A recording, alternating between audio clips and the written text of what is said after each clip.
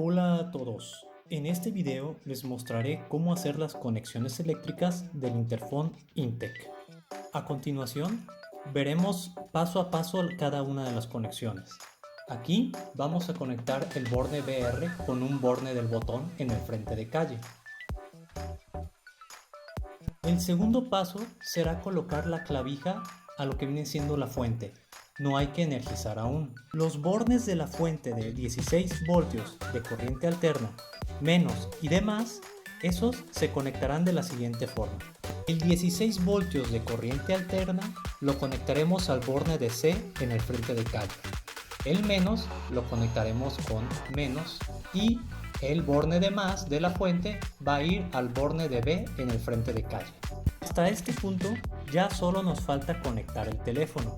Para eso vamos a hacer las siguientes 4 conexiones. Aquí el borne 1 del frente de calle se conectará a la terminal A del teléfono, el borne 4 a la terminal B del teléfono, el borne de menos con RT del teléfono y finalmente el otro borne del botón va a ir con la terminal de Z al teléfono. Espero te haya gustado el video. Deja tus comentarios abajo y si te sirvió esta información, dale like. Apóyame en darle clic en suscribir. Asimismo, te invito a que visites mi canal.